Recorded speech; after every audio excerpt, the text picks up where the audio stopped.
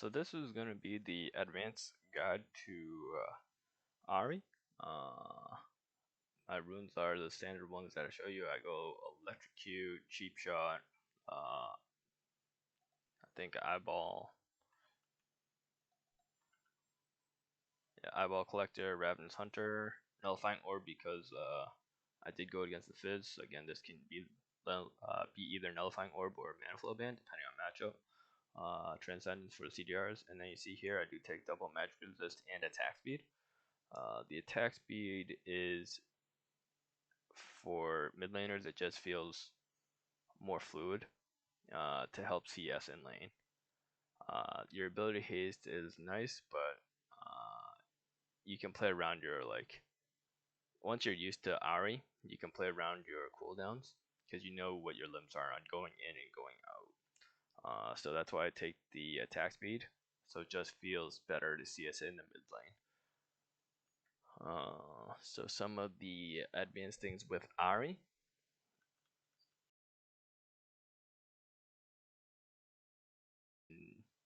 So I'm just going to go over the different breakpoints and buy points with her. Uh, so I've been liking the Luden's Tempest with a new build path with it that I've been enjoying personally. Is if you are against like 3 squishies and you're really good at snowballing, you can go Luden's Tempest. You still start the tier. And then you can go the Sork Shoes, and then you go completed Mage Eyes. So these 3 items, it's very cheap build, and then it's like, what is it, 34, 16, it's about 6100 gold. But this power spike will make it so you're doing like almost true damage to enemies that don't build magic resist, because this is similar to the old Oblivion Orb Sork Shoes rush um, that people were doing previously. So it's 11 from the Lunar Tempest and Mage Eyes because this counts as legendary, and then 18 here, so it's 29 Magic Pen. And then as you complete other items, it grants more Magic Pen. So it's really, so you get kind of close to the true damage numbers of mitigating almost all their Magic Pen if they don't build it, or any magic resist. The other build you can do is the Leandries into Demonic Embrace, or Zonia's like Seraph Embrace. It's just your standard Leandries build. If they have like 4 to 5 or like 3 to 4 HP front lines. The Ludens I'm liking because you can even build Void Staff, and then that'll just compound with the Magic Pen on the item. Night Harvester pairs really well if you are going Dark Harvest. That's only if the whole team is squishy. And then you can get multiple Dark Harvest procs because it pairs well with Night Harvester. So you like execute one person, and then when you land your combo on the next person, you get hope to chunk them out for Night Harvester. Will then chunk them out to Dark Harvest procs because your Dark Harvest will reset on takedowns and assists, unlike Electrocute that has a standard cooldown no matter if you know get a kill or assist. It still has that cooldown there. So if you kill one, you can't proc your Electrocute on the second person unless you wait for that cooldown to be up. So Ahri is a pretty straightforward champ.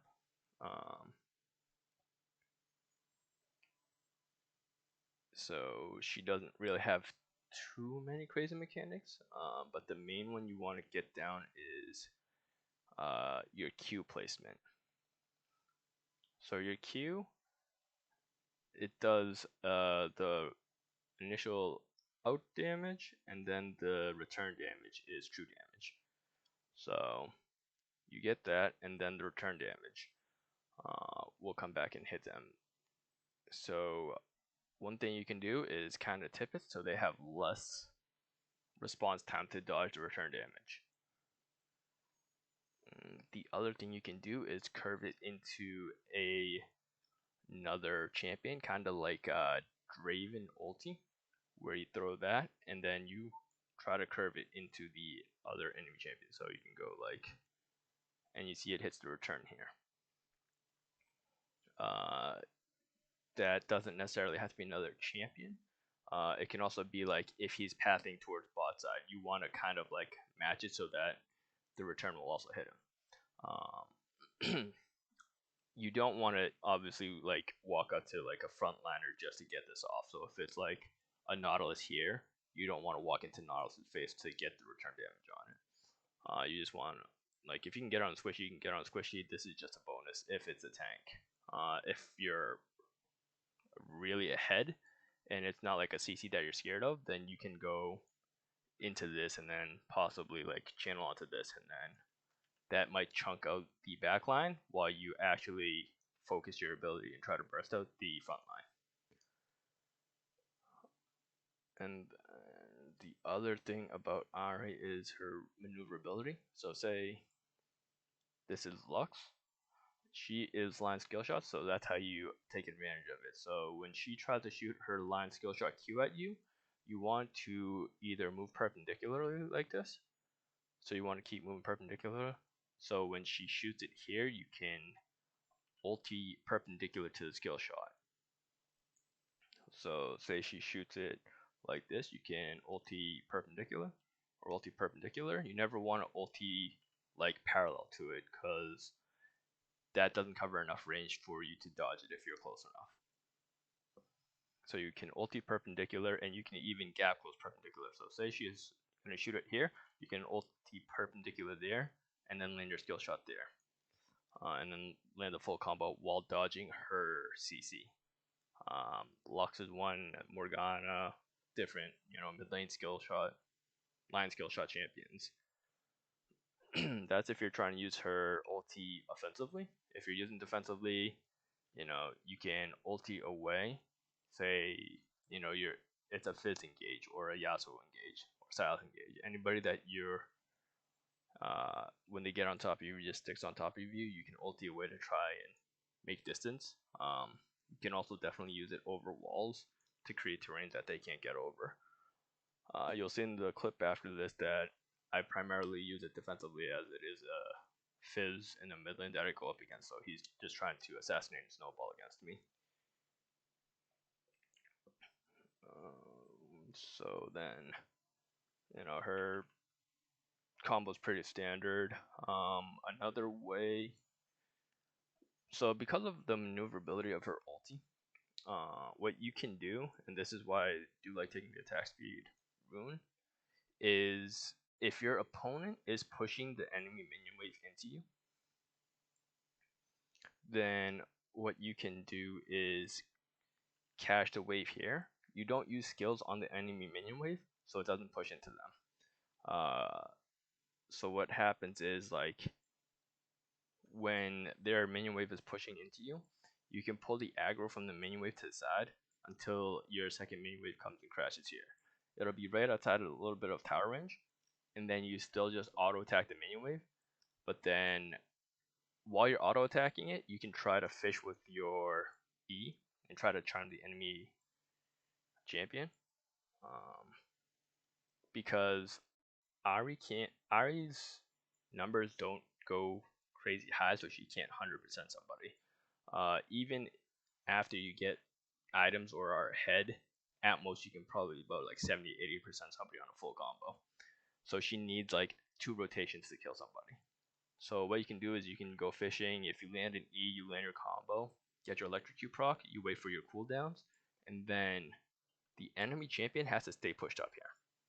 Either he stays pushed up here or he just backs off and like leaves the lane. If he stays pushed up, you wait for your second cooldown. You can ulti in and chase him down. If he walks up the minion or walks up the mid lane, you just keep ulting into him and catch him, and you just keep gap closing. The thing with it is, you want to hold your second and third R for what the situation calls for. So if you ulti in, land your combo, and say he uses a movement skill over here, you can R here and gap close. You can even gap close more because you can like hop this wall if he pathed up here, so you can cut off walls and cut distance. If he walks up mid lane, you can just ulti up mid lane and just chase them down and get the kill there.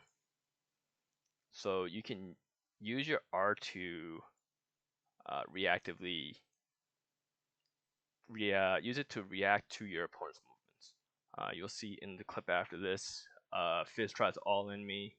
I use my R reactively to counter him several times throughout the clip. So that is about it for the advanced techniques. Again, if you are comfortable with it, you can take this build if they have 2 to 3 squishies, where it's you scale off the magic pen and you just try to snowball, because in the clip after this you'll see that they have about 33 resistance. I believe Ezreal and Brand have like 33 magic resistance. This is 29 magic pen. I didn't end up building the Sork shoes in the clip after this because of the Fizz, and I end up building Merc Treads to try and make sure I don't get assassinated by him so he can't snowball on me. But if I did go, like if I was against a mid lane mage, I would go with the Sork shoes, and then just try to snowball my advantage there. So it depends on how you like to play. If you know you can snowball and you don't want to play for late game, you build the pen because it's very early game based.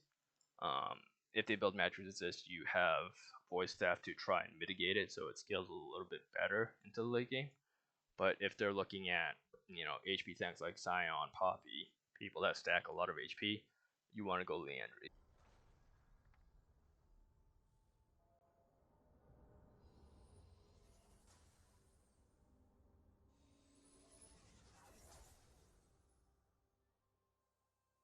As you see in this game right now, I'm laning against Fizz, who Ahri has a weak matchup into. So Ahri is very good based on her maneuverability, but she does have hard times against people that are able to pin her down or stay on top of her, like Fizz can gap close and stay on top of her, and then while she's trying to maneuver away, Silas can do the same thing. If Silas gets an E on you or W on you, he can follow up the other CC and keep on top of you, so you can't make that distance. The point and click CCs are also her issue, like Annie's stun when she has it stacked up, Malzahar R, Lysandra. So those point and click stuns also damper her maneuverability, which is her strong point.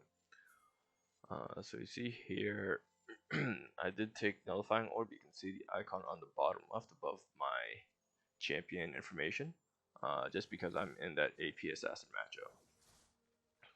matchup. I also have not leveled up as good in case there was invading. That's just something that I like to do in case they do invade. If we have a kill potential, I can go charm and get that CC that we need. So I do level up W in lane.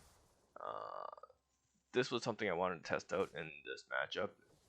It's a start for a 1v1 matchup, which you should not play Summoner's Rift games like a 1v1 matchup. I also didn't take any of the kill Summoner spells because I take TP like normal. If I took Ignite or Exhaust, it might be better, but yeah, don't try this. I just saw it in 1v1 matchup, so I wanted to test it out to try and early harass the lane opponent. You'll see you do get punished for it pretty early on. So you see here, we're just CSing. He tries to all in me. I have to flash. He flash ignites me. If I had charm, the damage would have been like I might have been able to charm him under tower. I might have still died. It might have killed me actually after that. But you see, the nullifying orb actually saved my life.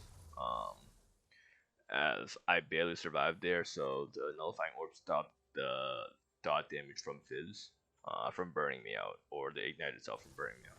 Like, because it stopped the dot damage, I wasn't in the kill potential for the ignite.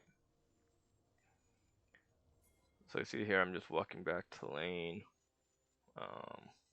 I believe I didn't actually have enough to buy any items off that back because it happened so early. And then you see, I didn't actually lose too many minions in CS. One thing you have to get comfortable with doing is CSing under tower. That's just in general.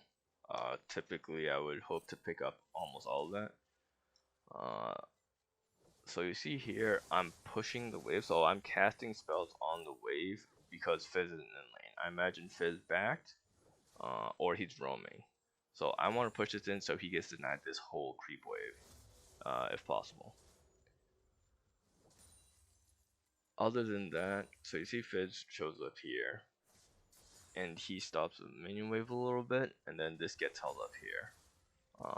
I want to push this into tower so the wave can reset.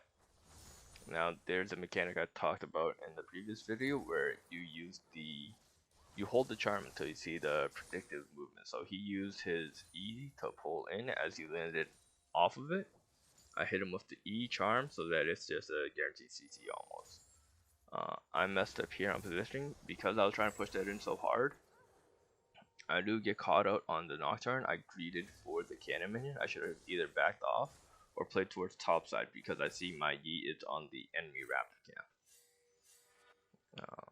Okay, so you see here, I did the tear start. I have enough for boots and Darkseal.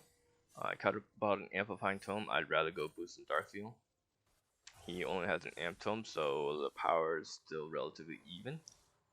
I'm trying to rush Merc this game just so he has less kill potential because he only has one all-in burst, and then he hopes that he either kills you with that burst or that he can like E to take really favorable trades. So you see here, I'm again just clearing the waves, trying to catch as much CS as I can, and I'm pinging that he's missing. He could potentially be walking bot. This is something that you don't want to do when you're behind. You don't want to be the one following the, assassin or typically anybody. Like, even if it was Victor, if I have to face check him blind, he gets free trade on me. If I walked towards lane over that way, he would have just traded on me. I would have lost out on the trade. So you see here, I'm just sitting back. I'm out of his range, and you see he's CSing the wave. So he's pushing the wave. If he wanted to play it better and punish me more, he wouldn't actually hit the wave as early. So he's pushing the wave. So if you look at it, I believe I didn't drop a wave to that CS.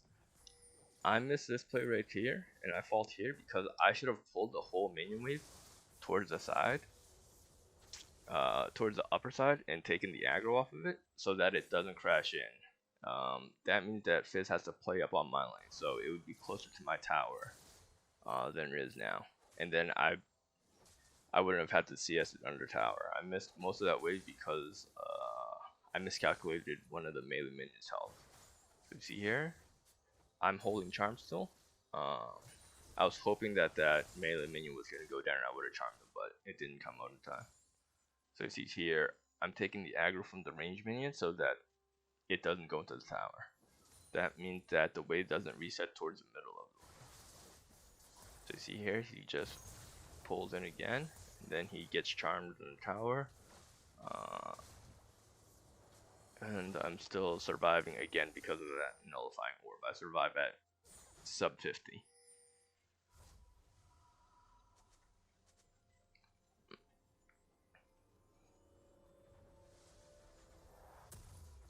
So you see here, Fizz is just staying in lane. And I see that he's pushed up. I'm hoping that this TP play results in a kill, because I thought Master Yi was just gonna gank him. So I just go right in on Fizz. If you look at my minimap, Master Yi takes the long route. If he just ran straight through rather than going through river, Fizz would have been pincered and we would have had the kill on Fizz. I do see Nocturne was engaging on him. I see the Nocturne spell shield is down, so I do commit the flash charm on him. And then he picks up the kill. So far in this matchup, Fizz took Ignite, and I've survived both times he's tried to all-in me because of Nullifying Orb. And my TP resulted in an assist for me at least. And then pressure off the map because Fizz is backing. And off of this is when I try to just push as much wave as I can. So I just try to keep using my Q on the minion wave. so that when so that the tower takes or takes out as many of my minions as possible. So that means Fizz misses out on it. Any gold. So you see here, I'm trying to build towards Merchant still stacking that tier, and he has a little bit of a lead on me because of the kill he got over the assist, and he also has about a 2 wave CS lead on me. So I finished the Merchant. I know I don't have kill pressure. This is just something you want to do when you have tier, is you have to play that you don't have kill pressure. I think that he's missing. He's bought on the ward right there. So while he's missing, I'm trying to punch him again by pushing in all this my wave so that it resets and he doesn't get an CS here. So right now he's still bought. So he goes for the dive on Jin. It's unfortunate that it happens, but again, I can't be the one to follow because Fizz can all in me. And if I get caught out, Fizz just kills me. So I punish Fizz by making him lose about a wave and a half, possibly 2 waves here. If Leon and Jin played under tower when they saw Fizz on the ward, the dive would have been a lot harder to do. But Leon actually goes down in the 2v2 with Ezreal and Brand. And then they 3v1 dive Jin. I path top because I saw Nocturne gang top, and I want to see if we were cutting him off. I see him on the ward on Master E, so I ulti over the wall and commit with him. So we're just trying to punch him here. And I'm just gonna try to hand this red over to Master E because I don't need it. I see Fizz and Renekton disappeared from the map, that's why I'm backing here. I know I'm healthy, but I don't want to take that fight. Renekton is a very early game champion. I don't want to get caught out in the jungle by Fizz because in an extended fight, he would probably burst me down because he has more items than me. If you see here on the gold graph though, Fizz hasn't backed in some time. So he has a 500 gold lead on me, but he hasn't spent 1100 of that. So actually, I have more in lane pressure or like in lane power level than he does right now. So they move towards Rift Herald. I am looking to see if we can contest it. I thought Malphite was coming, so I'm just jostling for position. I don't want to get all in by Fizz. Master E goes in to try and steal it, but gets speared by Nocturne and hands over a shutdown onto the Fizz. So right now you see I move back towards mid lane. I want to push this wave as hard as I can without putting myself in position. So that's why I throw the Q there. I land the charm on Fizz again, waiting for his E. So he tanked the tower shot because of it. The reason I want to push the wave, that's why I threw the Q there, is because I want Rift Herald to focus the minion wave and take as much time as it can to not charge. So it autos the melee minions, still gets a charge off sadly. In that time I do straight on Nocturne, and I see here my ulti is about to come up. Or not my ulti coming up, but I'm trying to make a play on Fizz and Nocturne because they got chunked so low. I didn't think Nocturne was going to turn an ulti on me. I thought it would just be I can pick up the Fizz kill. And then they ulted on me, and then I just got lucky with the tower aggro. And then they lined up for the return on the Q, so I pick up the double kill there. I barely survive. Mertred saved me again there. And the nullifying orb because, you know, if Fizz did slightly more damage, I would have went down there.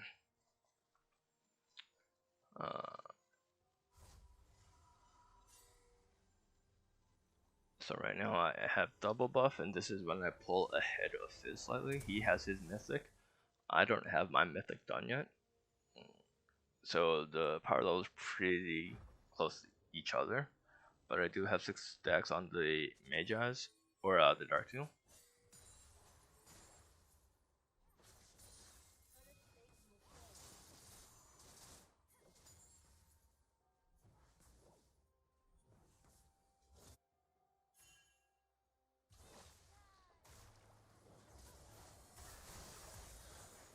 So you see here, Fizz tried to catch me out. If he hits that fish, I might have actually died there. But you see, he misses the whole combo. He takes the engage, and then I chase him down, waiting to R again until my other cooldowns are up. So I R'd in with my second R, and then I use my third R to dodge the E engage. I thought Master Yi was out. He wants to commit. I have to commit to flash here. I throw the E towards the blue buff side. Because that's the way Ezreal has to go. If Ezreal pass back down to dodge the E, um, then he's more towards me. So it's like leading the shot or leading the skill shot. They move back on Dragon, and I have Leona here. My focus here is gonna be the Nocturne because I want to take out the jungler. I missed the EQ, so again I'm just trying to get the Nocturne. And then you see Fizz comes in. Fizz is focusing the tank for some reason. He kills the tank, but then I land the charm after he E's in again. And then Brand commits. If they both committed to me, potentially I go down there. But he could have like E'd past the Leona, but he tunneled on the Leona and dropped his full combo on the support. So you see here, Fizz actually fought that fight with more resources than me because I'm sitting on 2k gold. That means effectively I'm only fighting with about 4k in those fights. Where he back respawned and had bought, and he was fighting with about 5k or 5500. So here I'm just trying to take this tower. And then I see Nocturne show up. I immediately start backing because he can ulti on me. I have ulti to disengage him if he ultis on me, so that's why I'm playing aggressively. I see Fizz here, same thing. He ultis on me, I R to disengage, charm him, and then I have another R to build more distance between me and him, and he just gets charmed under tower. I think he ends up tanking 2 tower shots there. Because he wanted to chase the kill.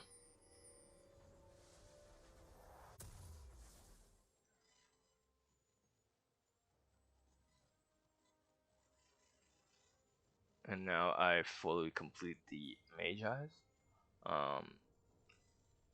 So this is and the Luden. So this is kind of like the Oblivion Orb build. If you guys played it last season, it was you build as or you try to get fast, flat magic pen to almost do as much damage as you can to people before they build magic resist. But you see here's the demonstration. Like I'm really far ahead of the Fizz. I can't one rotation Fizz. That's just not how Ahri plays. So I need to take several trades on him. There I mess up. I hit the Ezreal, pulled the aggro. I thought I was out of tower range for the second tower shot, but I ended up taking it also. So you see here, I'm just waiting for my R to get up. That's why I don't want to like walk up to CS. He throws the fish out. My R comes up just in time. He E's again. I R away, and I pick up another kill on Fizz. You know, that's the point of Ahri, and that's her biggest point, strong point, is her maneuverability to dodge those engages and those kill shots. So you see here, I have 11 magic pen. That is from my Ludens and my Mage Eyes. So the Luden's passive is 5 magic pen per complete legendary items. Mage Eyes counts as a legendary item at 1600 gold. So you see here, I look through to demonstrate that Ezreal has 34 magic resist. Brand has 33, and then we see Fizz. Fizz has 50. He probably took MR runes. So you see, I have like 11 magic pen right now. If I built sword boots instead of merc treads, that's another 18. I would have 29 magic pen. I'd be doing almost true damage with my abilities on the Brandon Ezreal. So it is an earlier spike. As they build magic resist, it falls off. So that was a snowballer build, and I'm really liking this build with Ahri right now because of her having to play like early game. Into tank, you'd go the Leandries.